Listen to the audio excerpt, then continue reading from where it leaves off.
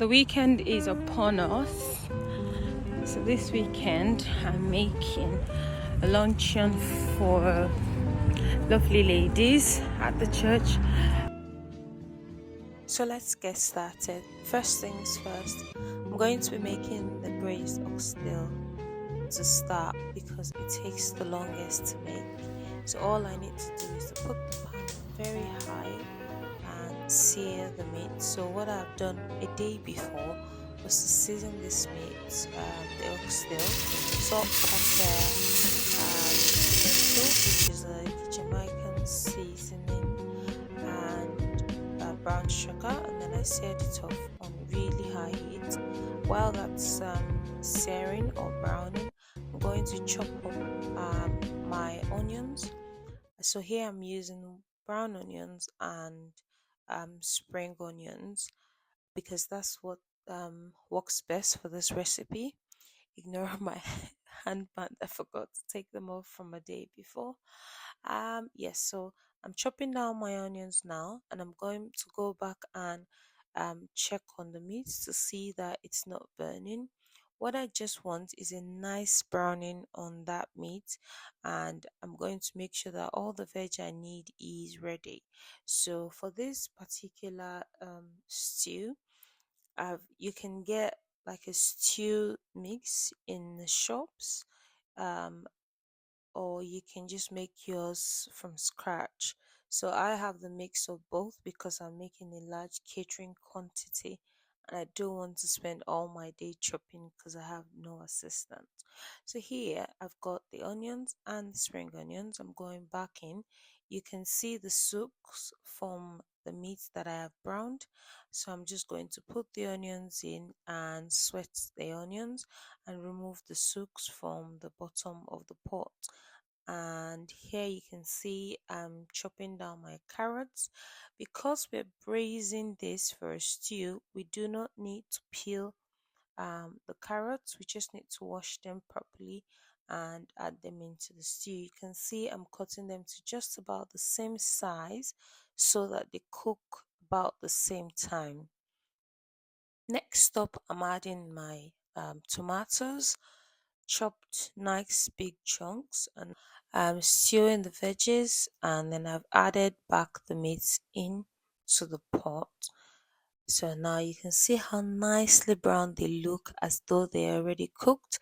It's just on the outside, they're still raw on the inside.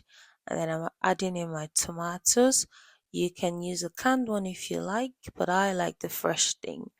And then I go in with my thyme leaves and some chopped garlic, and then finally some bay leaves.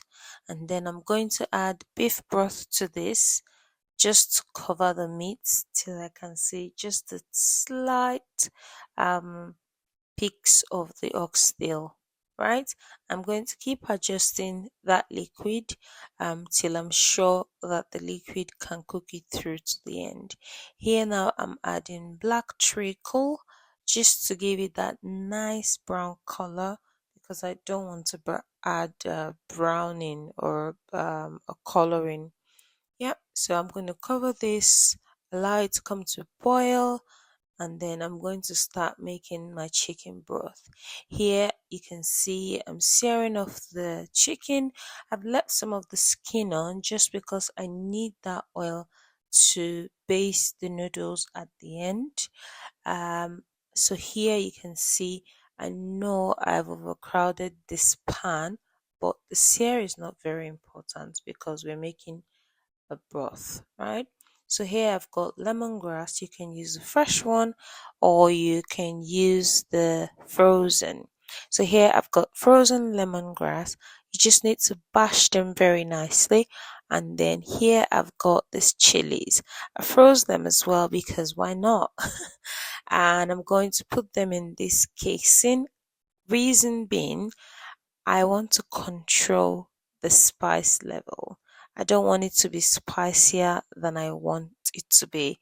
And this casing is going to make that possible because the moment I taste it and it's spicy enough or the spice level is just right, I can simply take off that spice case and that will be it. So here I've got coriander root.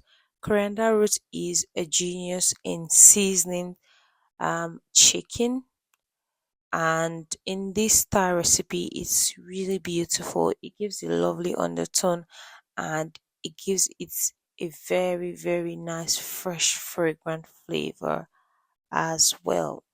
So now I've chopped it down and I'm going to add it into the broth together in my bowl. These are called aromatics. So here I've got galangal. Galangal is like ginger, but it's like a baby version. It's milder, but it's really lovely flavor. It's not as strong as regular ginger.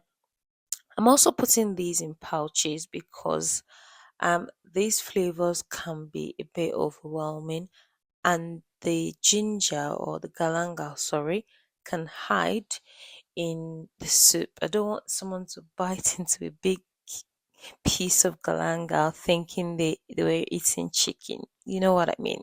So I'm putting them in these tiny cases. They're like tea bags. You can use them for tea, but then I bought them for multi-purpose. So I'm tying down the galangal in this, and I'm going to add them into the chicken.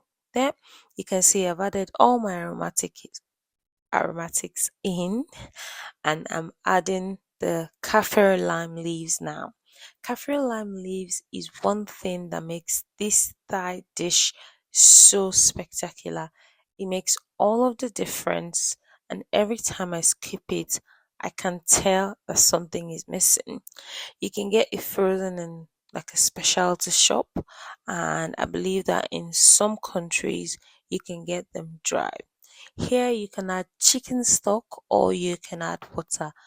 I will tell you why I've not added chicken stock in this case. I have marinated my chicken with red Thai curry paste, which is really heavily seasoned, and there's chicken powder on that chicken as well.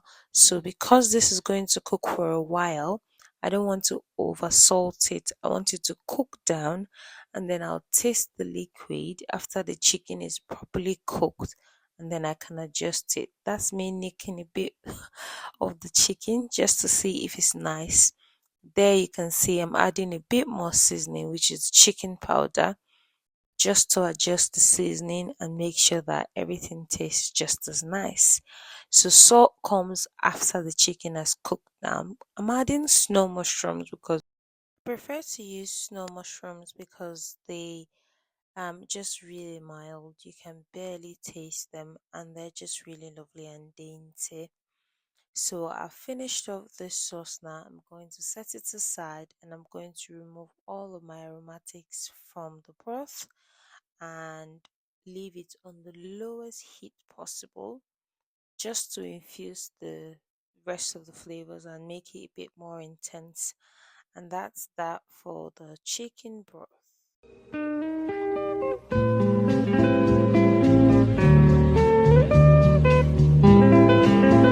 So I'm going to give this meat a check to make sure that it's nice and making progress. I just leave it for about maybe 40 more minutes and we come back to it. I cooked these brownies a day before, and they are just the first time I'm trying this particular recipe, and they came out also perfect. I love the gooiness in the middle and the extra chocolate on the top.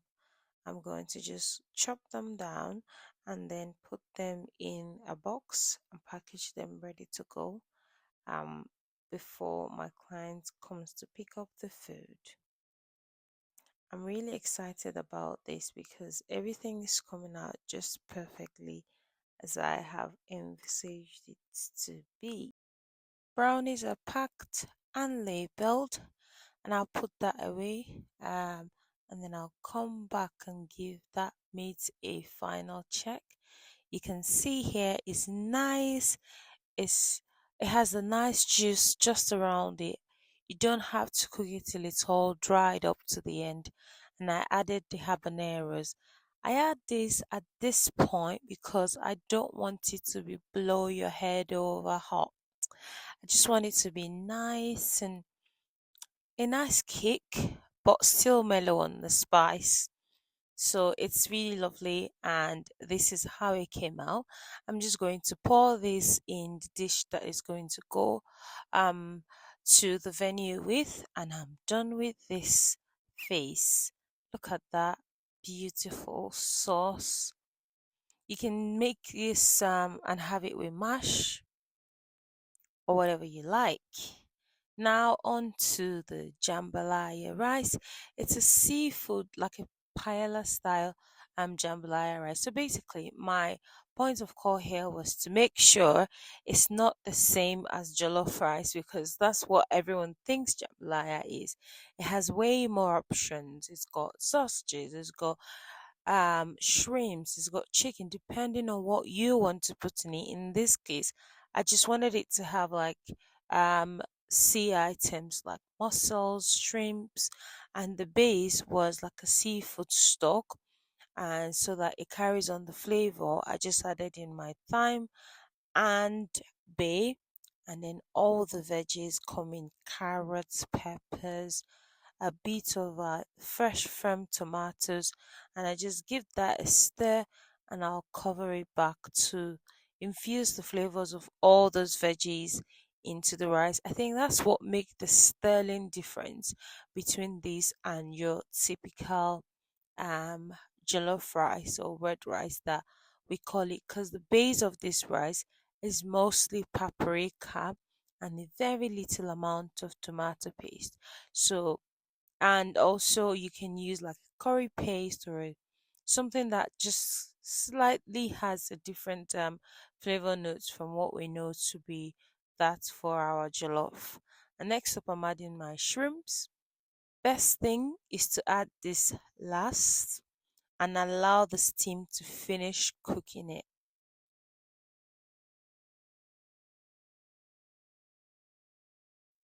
Just give it a toss, and then you can cover it back and then add some butter, as we always do, and then let this sit in the steam and finish cooking through. Please note, it's still going to carry on cooking as it travels and when it's rewarmed. So if you don't want the shrimp to taste like cardboard, basically, the trick is to cook it last.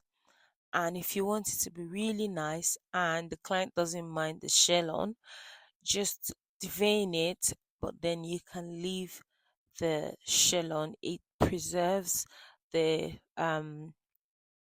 natural texture of the shrimp. So here I'm adding a bit more mussels just because I'm extra. There's no real reason, and I am content with how this came out. I just added cilantro and I sent all this food over, and the client sent me their setup photos for the table, and I'm just really happy. Thank you so much for watching. If you watched to the end, make sure to like and share.